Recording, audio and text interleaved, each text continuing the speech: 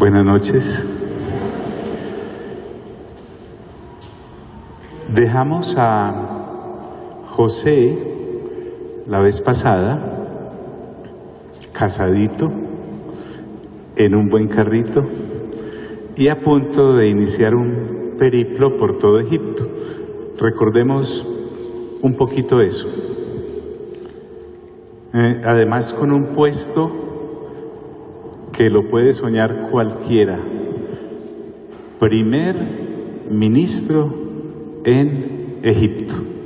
Salió de la cárcel al palacio.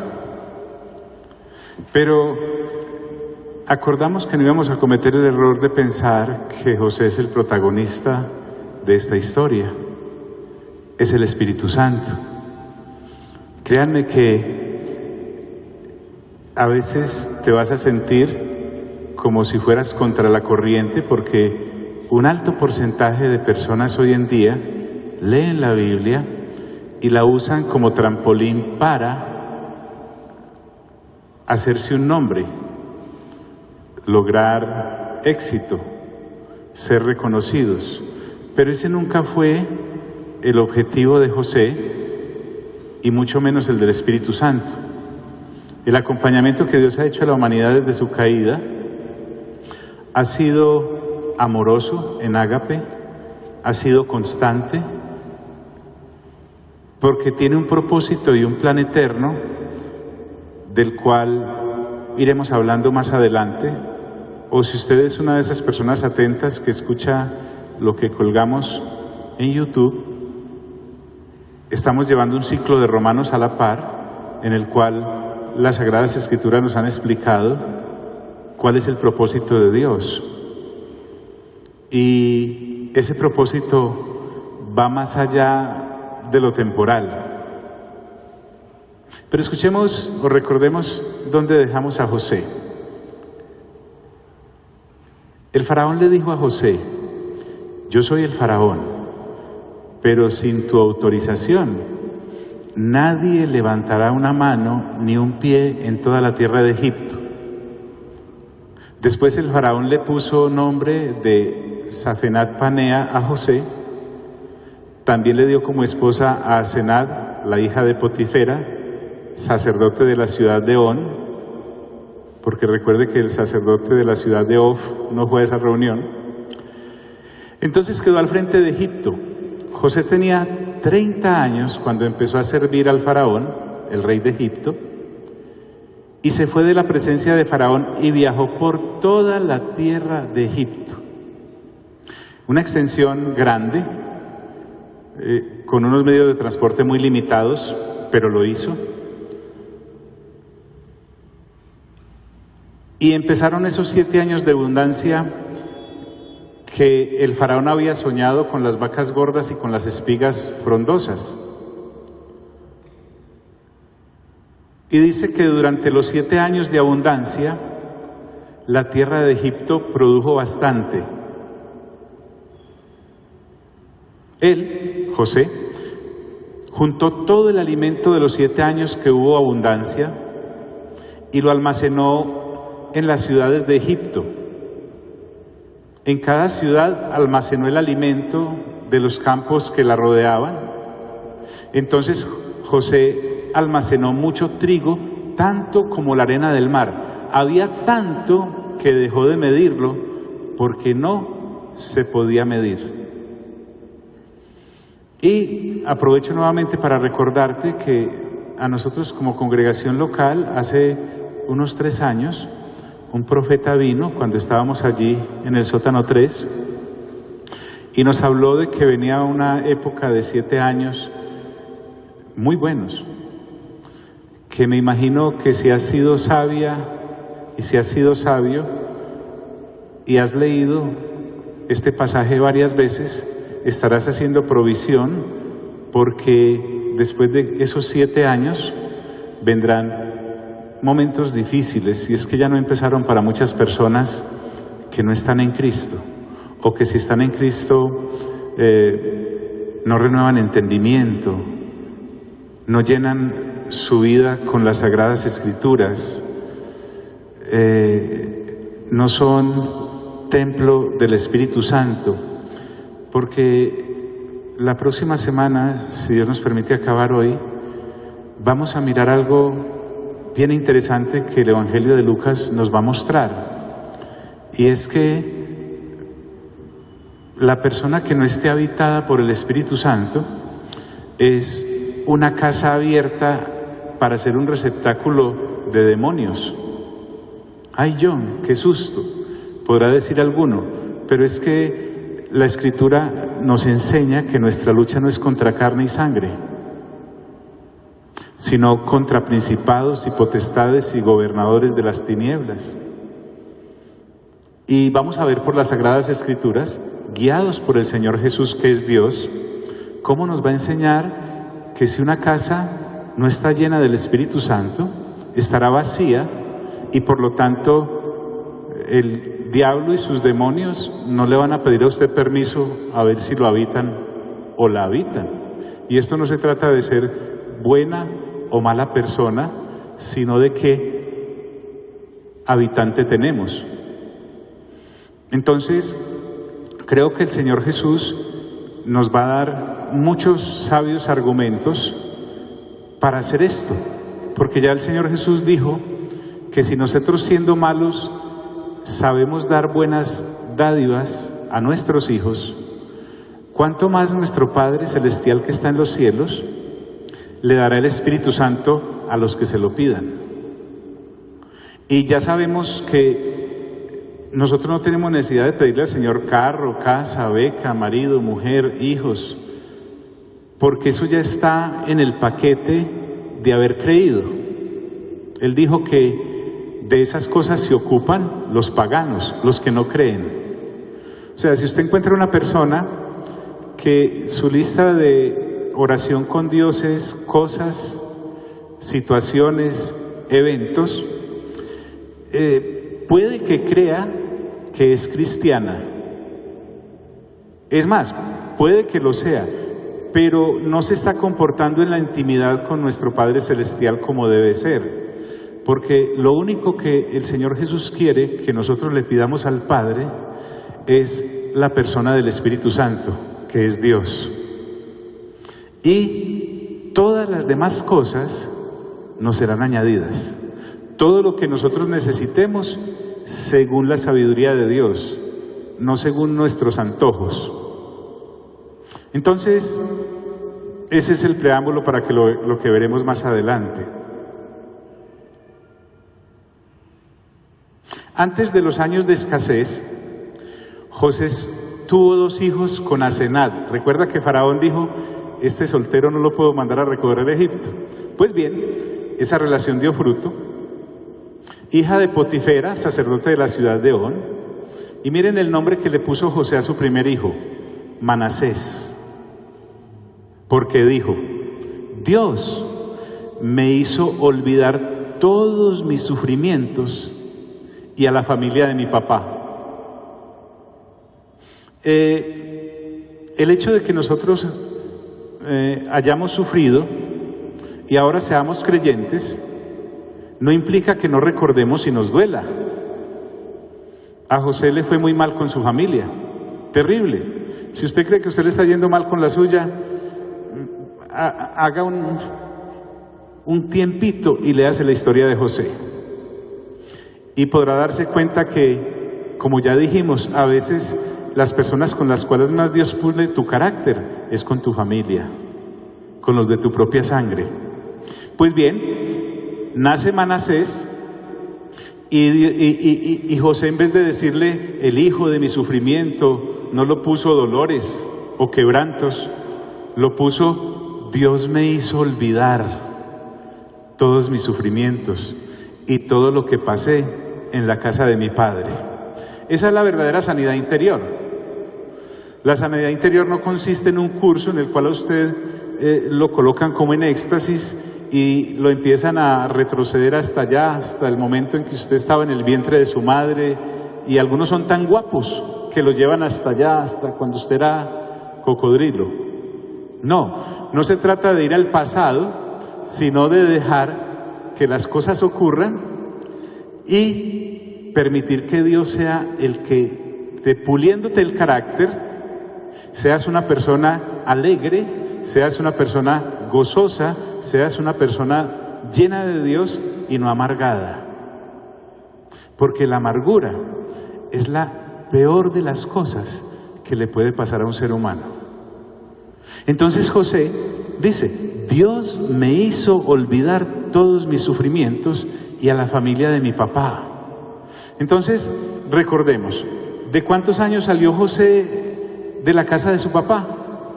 Pues salió, no, lo sacaron, 13. ¿A los cuántos años Faraón lo coloca al frente de Egipto? A los 30. ¿Van cuántos? Salió de 17, van 13. Pero aquí me dice que ya pasaron los 7 años de abundancia. ¿Cuántos van? 20 años. Ni una llamada, ni un mensajito de texto del papá, ni siquiera una canción, una serenata de los hermanos. Ha estado allá. Lo cual me lleva a pensar que todo tiene su tiempo, como dice Eclesiastés en el capítulo 3. Pero no se quedó ahí la cosa. A su segundo hijo lo llamó Efraín, pues dijo, Dios me ha dado hijos en la tierra en que he sufrido. Porque José no solamente sufrió en su casa, recordemos que fue vendido como esclavo, lo iban a matar pero prefirieron sacarle utilidades. Luego esta señora lo acusa y es metido a la prisión. En la prisión pasa varios años, pero a su hijo Efraín le da un nombre que nos recuerda lo fructífero que nos hace Dios en su caminar. Este señor que encontramos ahora acá, 22 años después, porque vamos a ver que también habían avanzado 2 años de escasez, ya está listo para enfrentar su pasado. Miren, él no tiene que ir al pasado, el pasado lo alcanza. Escuchen mis amigos, no es una ley, es un principio, pero por lo general, tu pasado va a venir a tu presente, no para ver si el pasado ha madurado, es para ver si tú has madurado. Inclusive vamos a ver que la familia que le llega a José no ha cambiado absolutamente en nada. Les ha ido mal. Por ejemplo, si usted es juiciosito y lee la historia de Judá, a propósito el que lo vendió, familiarmente le fue súper mal. Tuvo una esposa que le dio 3 hijos, Onán y Selá. Se casa y muere. La costumbre entre los israelitas, entre los hebreos, era que si moría el primero, el segundo tenía que casarse con la viuda para poderle dar descendencia a su hermano. Entonces Onán, que era un tipo perverso, dicen las Sagradas Escrituras, no le quería dar descendencia a su hermano y cada vez que tenía relaciones sexuales con Tamar, se llamaba la señora, eyaculaba fuera de ella para no dejarla embarazada. De ahí viene la palabra onanismo. Vale. Entonces, Judá, cuando vio que esta señora era más o menos como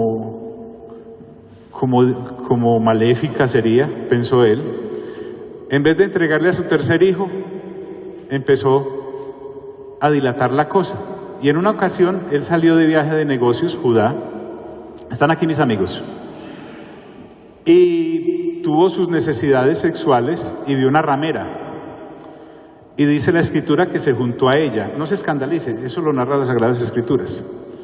Como no llevaba plata, pero era un tipo de palabra, le dejó el cordón con el que sostenía su túnica y el bastón, el báculo.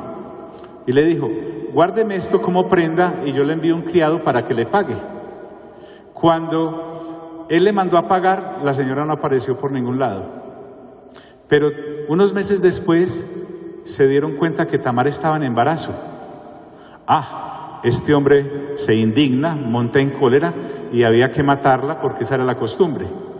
Cuando la van a matar, ella le dice al que lo va a matar, no, vea, vaya dígale a mi suegro que de quién es este bastón y de quién es este cordón, es el hijo.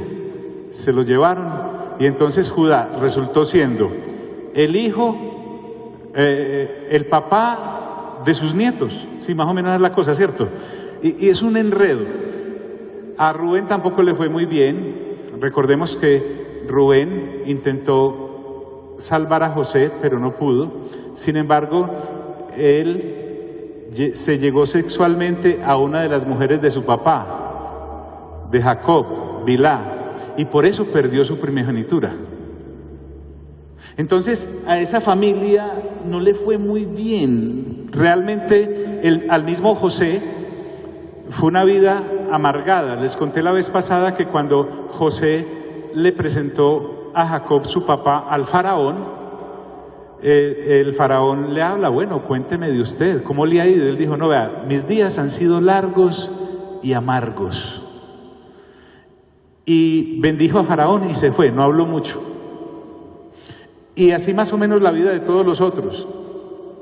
Entonces Dios estará tratando con toda esa gente mientras está tratando contigo, pero la gran ventaja que tú tienes es que eres una persona llena ¿de quién? Del Espíritu Santo, mientras que el resto de la familia de José está viviendo la vida en seco. Es como navegar sin agua o prender un vehículo y que el motor no tenga aceite. En las mismísimas, en los rines vive la gente que no está llena del Espíritu Santo. Entonces, dice que los 7 años de abundancia en la tierra de Egipto terminaron y los 7 años de escasez comenzaron a llegar tal como José lo había dicho. En todos los países había escasez, pero en toda la tierra de Egipto había pan. Cuando la comida empezó a escasear en toda la tierra de Egipto, la gente comenzó a implorarle pan al faraón. El faraón les dijo, vayan a ver a José, hagan lo que él les diga. ¿Dónde más han escuchado ustedes esa frase? ¿Dónde más? Hagan lo que él les diga. En las bodas de Caná de Galilea. ¿Recuerdan que se había terminado el vino? Y María le dijo a los sujetos, vayan y hagan lo que él les diga. Y efectivamente, cuando la escasez se esparció por todo el país, José abrió sus bodegas y comenzó a vender el trigo a los egipcios. La escasez era muy grande en todo Egipto. Gente de todo el mundo fue a Egipto a comprarle trigo a José. Ya era muy grande la escasez en todo el mundo. Entonces, mire usted, vuelvo y le digo, no es una ley, es un principio nomás el que estoy compartiendo contigo. Pero toda esa gente de atrás, de hace 20 y pico de años, empiece por, es que a mí siempre me llena de intriga, lástima que la Escritura no lo diga, ¿cómo sería la cara, por ejemplo, de Potifar? El marido de esa señora y de esa señora, porque es que ellos estaban ahí, porque Potifar era funcionario del faraón, estaban ahí cuando Faraón dijo, hagan todo lo que él les diga. Pero en José no había un tipo que se quisiera vengar. Tenía rabia, pero él sabía que no debía comportarse como los demás. Si usted lee genuinamente el Sermón del Monte, en Mateo capítulo 5, más o menos del versículo 30 al 48, usted se podrá dar cuenta que el Señor Jesús habla de la clase de reacciones que usted y yo debemos tener. Por ejemplo, Él dice, si alguien te quiere robar la túnica, déjale también ¿qué? El manto. Si alguien te golpea en una mejilla, ponle también ¿qué? La otra. Si alguien te quiere obligar a caminar una milla, camínale ¿cuántas? 2. Uno puede sentir la rabia, uno puede sentir el deseo de venganza, pero cuando eres una persona habitada por el Espíritu Santo, usted ya no puede hacer lo que a usted le dé la gana, sino que debe hacer lo que el Señor dice en su bendita palabra. Lo normal era que si alguien me golpeaba en una mejilla, la ley del talión, yo le pegaba. Si alguien me sacaba un ojo, yo le sacaba un ojo. Si alguien me robaba, y había una serie como de comportamiento normal entre los seres humanos. Pero cuando uno es cristiano, habitado por el Espíritu Santo, usted ya no se puede comportar como los demás, así tenga las ganas de hacerlo. Dice la Escritura, cuando Jacob se enteró de que había trigo en Egipto, le dijo a sus hijos: ¿qué hacen mirándose los unos a los otros sin hacer nada? Miren, me enteré que hay trigo en Egipto, vayan allá y compren trigo para nosotros. De esa manera podremos sobrevivir y no nos dejaremos morir.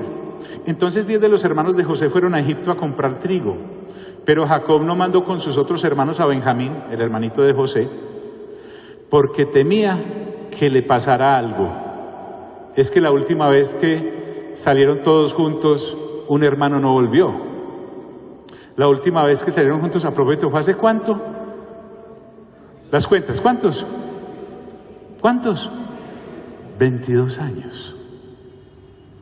Y José no volvió. Le llevaron una túnica manchada de sangre, le metieron un cuento tremendo, un buque, como dicen los pelados. Y recuerde, olvidar no es confesar. Esto de echarle tierrita al asunto no sirve. Eso vuelve a surgir.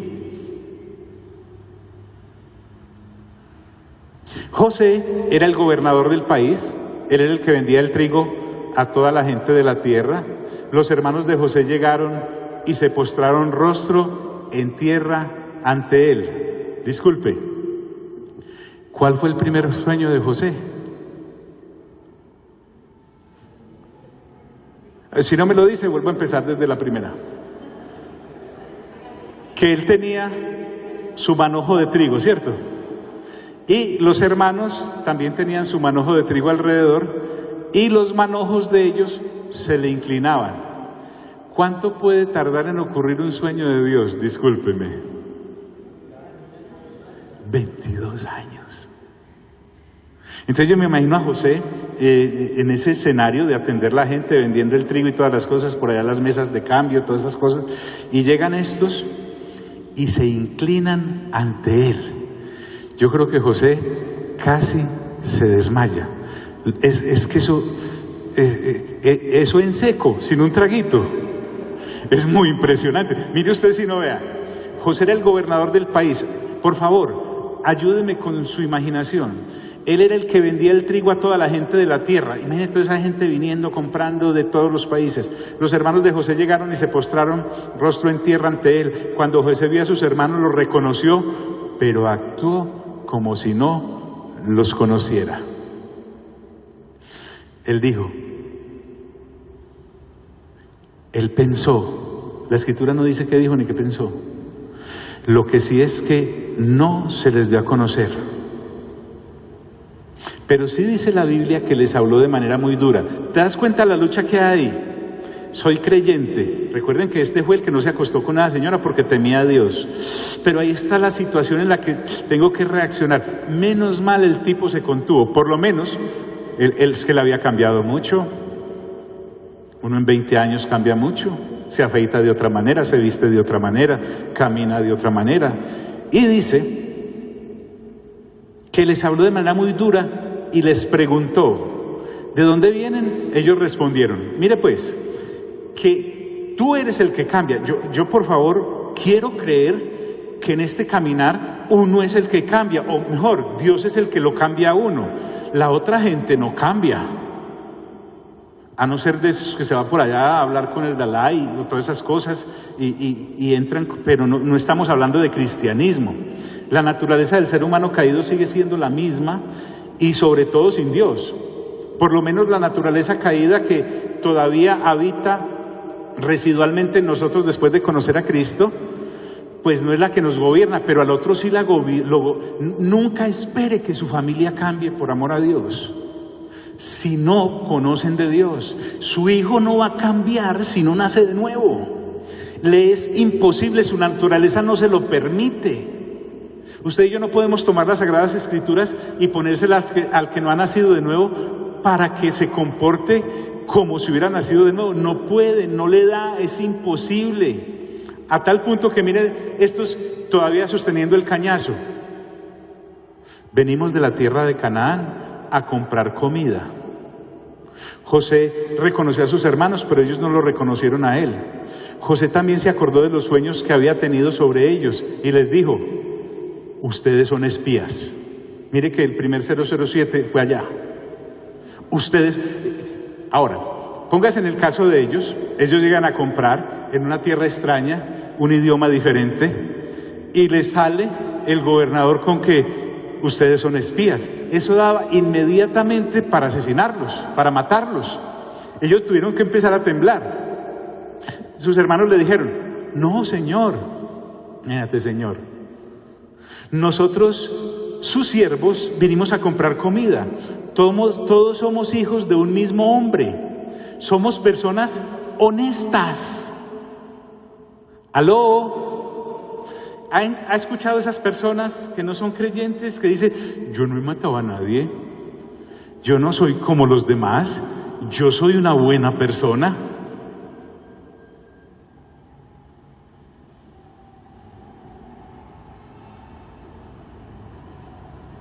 Nosotros, sus siervos, no somos espías. Entonces José les dijo: no, ustedes han venido a ver cuáles son nuestros puntos débiles. Ellos dijeron: no, nosotros, sus siervos, somos 2 hermanos, hijos de un hombre en la tierra de Canaán. Nuestro hermano menor está con nuestro papá y nuestro otro hermano ya murió. Usted se imagina, están aquí, amigos, él ahí escuchando esas babosadas de estos. Y nuestro hermano ya murió. Esa es otra cosa. Tú tienes que estar preparado y tienes que estar preparada cuando eres una persona llena del Espíritu Santo, cuando el otro que está al frente te está diciendo mentiras. Y tú tienes que hacer todo ese cálculo y todo ese proceso ahí, pura álgebra espiritual. Este no ha nacido de nuevo, por eso es que sigue diciendo mentiras. Él se cree honesto. Él cree que no vendió al hermano y él ahí, la evidencia al frente. ¿Me estoy haciendo entender, amigos? Las reacciones son muy importantes, porque por los frutos se conoce ¿qué? El árbol. Por los frutos se conoce el árbol. Nuestro hermano menor está con nuestro papá, nuestro otro hermano ya murió. Luego José les dijo: es como yo les digo, ustedes son espías. En todas estas cosas, porque la historia es extensa, no les puedo resumir 22 años en 30 minutos, ni en 40, ni en 3 horas. Hubo diálogos entre los hermanos de este calibre. Se dijeron unos a otros: estamos pagando lo que le hicimos a nuestro hermano. Porque José les puso una cantidad de trabas impresionantes. Y ellos empezaron a decir: pero a ver, ¿qué es lo que nos está pasando? Vuelvo y te digo, tu pasado te alcanza. O sea, usted no tiene que hacer el curso de sanidad interior regresando a cuando era culebra. No, las culebras les llegan allá, a su presente. No a ver si ellos cambiaron, ellos no han cambiado. Y van a ver que hasta el final... No, es para ver si cambiaste tú. Porque en esta situación con Dios, los conocedores dicen que cuando uno pierde una materia con Dios, no hay habilitaciones, hay que repetirla. Y dice la Escritura: estamos pagando lo que le hicimos a nuestro hermano. Escuche, a propósito, José está escuchando. Ellos no saben que él habla hebreo o arameo. Ellos piensan que es un egipcio, lo han vestido como egipcio, hablando con los egipcios. Vimos que estaba en problemas, nos rogó que le tuviéramos compasión, pero nosotros no lo escuchamos. Es por eso que ahora nos están llegando tantos problemas. Entonces Rubén les dijo: ¿acaso no les dije que no le hiciéramos daño al muchacho? Pero ustedes no me quisieron escuchar y ahora hay que pagar por su sangre. José estaba utilizando un intérprete para hablarle a sus hermanos, entonces ellos no sabían que José entendía su idioma, pero José escuchó y entendió todo lo que ellos dijeron. Y él, callado.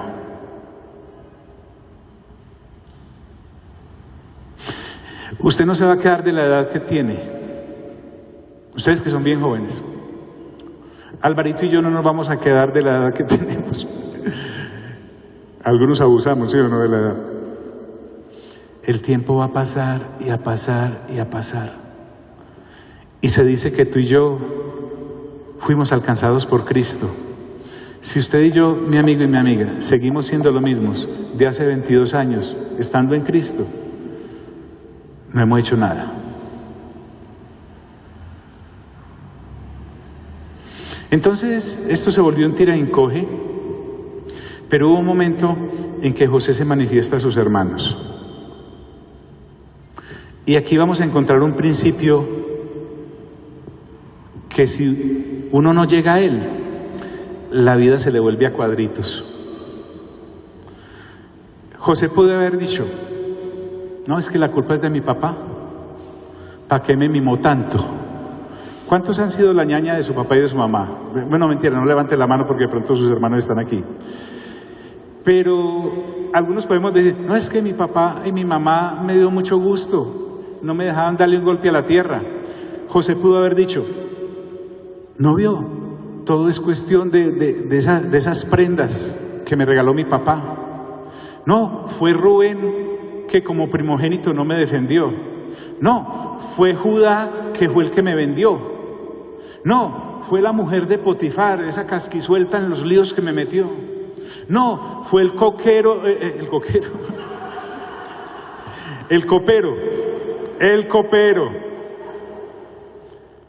que no se acordó de mí. No, que fue, esos sueños fue Dios. Echándole yo la culpa a Dios, cuando lo que tengo que entender, que yo no le tengo que echar culpas a Dios, sino que al principio que Dios me quiere llevar es a reconocer que todo lo que pasa a mi alrededor es porque Dios tiene el control. Mira al de lado, por favor, dígale: Dios tiene el control. Y punto. La soberanía de Dios es eso. La palabra soberano en las Sagradas Escrituras se traduce como aquel que hace lo que le provoca, pero no con la desfachatez que usted y yo hacemos en nuestra soberbia, no. Estamos hablando de la soberanía de Dios como tal. Cuando ya José se manifiesta a sus hermanos, porque Jesús es una persona llena de ¿quién? Faraón mismo reconocía que el Espíritu de Dios habitaba en él. Dice: entonces José le dijo a sus hermanos: por favor, imagínate, la educación. Él no les dijo: parranda de... No, por favor, acérquense a mí. Miren qué hermosura este cuadro, este escenario. Ellos se acercaron y José les dijo: yo soy su hermano José. Yo creo que les pasó como en la revista de Condorito, plop. Yo soy su hermano José, el que ustedes vendieron como esclavo en Egipto. Pero aquí es donde viene: no se preocupen ni se enojen con ustedes mismos por haberme vendido, pues Dios me mandó antes que ustedes para salvar sus vidas. Disculpe, ¿quién lo mandó? O sea, Dios, cuando tiene ese proyecto de formar tu carácter, Él te saca a las buenas o a las malas, pero te saca. Él es dice José, el que me mandó antes que ustedes para salvar sus vidas. Ya llevamos 2 años de hambre en la tierra y todavía quedan otros 5 años sin que se pueda cosechar. Y vuelve, mire qué reiterativo esto, pero Dios me envió antes que ustedes para asegurarse de que algunos de ustedes sobrevivan en la tierra y permitirles que vivan de una manera extraordinaria.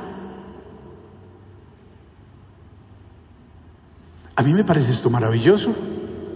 La Escritura entonces me muestra, por lo tanto, vuelve José e insiste, no fueron ustedes los que me enviaron aquí, fue Dios. Mire, por favor, mire al que está a su lado y dígale, es Dios el que está tratando contigo. Deja de echarle la culpa a Rubén, a Judá, a tu papá, a tu mamá, a los hermanos de la congregación, al clima, al gobierno. Céntrese y entienda, es Dios el que la tiene o lo tiene donde lo necesita, y no es solamente para formar su carácter, sino para servirle inclusive a aquellos que le hicieron daño. Dígale del lado, ay, ay, ay.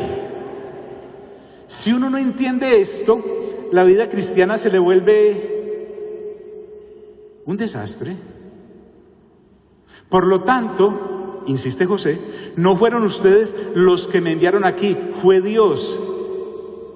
Me convirtió como en un padre para Faraón, señor de toda su casa y gobernador de toda la tierra de Egipto. Créanme que yo he querido salir de este tema, porque hay muchas cosas que necesitamos ver, pero no he podido. Porque no solamente a ustedes, pienso, o a algunos, Dios los está ubicando, les está dando la afinación en repuestos.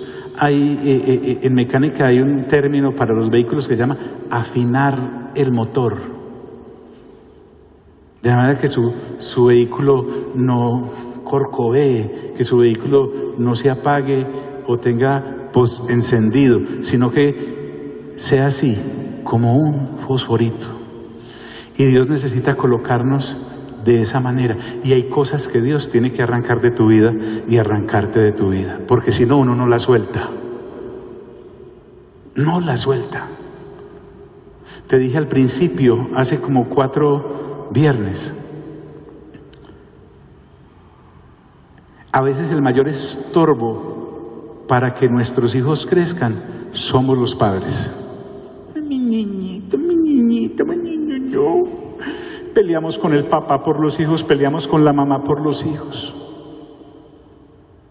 peleamos con la familia por los hijos, y Dios tiene un plan con ellos. ¿No dice pues Isaías 54 que Dios se encargará de ellos? ¿Dónde está la Biblia que leemos? ¿O será que no la leemos?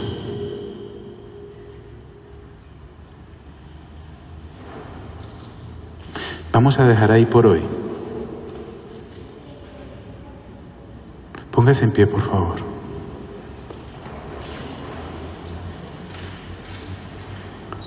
Y créame de todo corazón que quería acabar, pero no pude.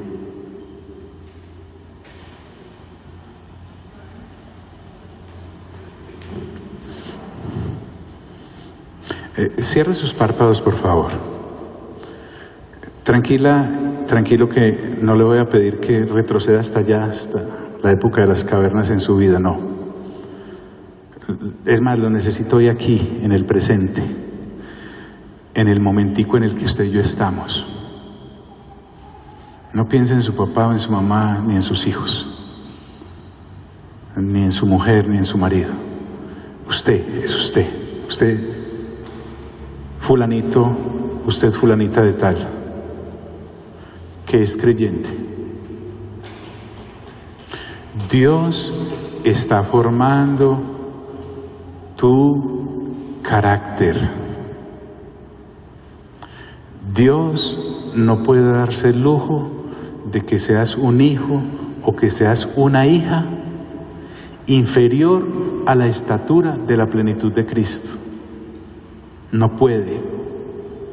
Él quiere que el Señor Jesucristo sea el primogénito entre muchos hermanos, pero que cada uno de esos hermanos tenga la estatura del carácter del Señor Jesucristo. No puede ser de otra manera, no hay otra manera de hacerlo. Y hoy sí quiero decirte que madures como lo tuvo que hacer José. Las señoras tienen un método para madurar los aguacates que los envuelven en periódico. El Señor tiene un método para madurarnos a los creyentes y el papel se llama el sufrimiento. Las personas que no tienen el Espíritu Santo sufren y no aprenden. Las personas que somos templo del Espíritu Santo no hacemos del sufrimiento un fin. Simplemente Dios lo usa como un método para un fin, y es que seamos llevados a la estatura de la plenitud de Cristo. Usted se puede ir si quiere del planeta, porque ahora hay facilidades para irse del planeta, pero allá se va a encontrar la universidad de Dios, que es la misma, aquí, en este pueblito, o allá en la gran ciudad. Usted puede cambiarse de congregación si quiere, pero cuando Dios tiene un plan con usted, así se meta en las catacumbas, allá va y trata con usted, porque no hay otra manera, porque tiene que sacarnos, Él tiene que sacarnos de la esclavitud de la temporalidad para podernos dar una visión eterna. Y esa visión eterna usted solo la va a encontrar clara en las Sagradas Escrituras. Vuelvo y te digo, yo no entiendo cómo algunos hermanos pueden vivir sin una lectura juiciosa de la palabra. No lo entiendo. Porque, como dice el apóstol Pedro, si el justo con dificultad se salva, si la persona diligente con las cosas de Dios con dificultad se mantiene en el camino recto gracias a la obra del Espíritu Santo, ¿cómo hacen los que no conocen los caminos del Señor? Es muy difícil. Creo que imposible. Di conmigo: Señor Jesús, muchas gracias por tu palabra, por enseñarme, porque es una espada de doble filo que penetra para enseñarme y para educarme. Hazme conforme a la imagen de Jesucristo en carácter. Y amado Padre Celestial, esta noche vuelvo e insisto, te pido que me regales el Espíritu Santo. No puedo conformarme con menos. En el nombre de Cristo Jesús, amén. Amén y amén. Vamos a celebrar la cena. Es un momento de intimidad con Dios. No se distraiga con nada. Ahí, con Dios, por favor. Mientras recibe los elementos de la cena, porque si nosotros, siendo malos, sabemos dar buenas dádivas a nuestros hijos, nuestro Padre Celestial, que es bueno, que todo lo que Él hace es agradable y es perfecto, nos enseña, miren, es que Dios no se quedó con nada. El Señor Jesús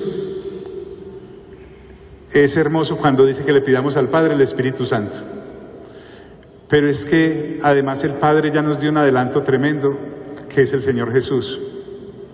Y si yo tengo la persona del Señor Jesús en mi vida y al Espíritu Santo, automáticamente tengo al Padre. Yo no necesito a nadie más. Y no es orgullo, no es tenerte por nada, sino que si tengo al Padre, si tengo al Hijo, si ellos me tienen a mí, si el Espíritu Santo me tiene a mí, ¿en qué mejores manos puedo estar? ¿En qué mejores manos puedo estar?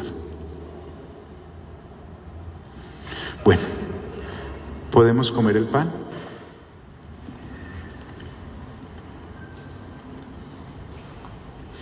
y podemos beber de la copa.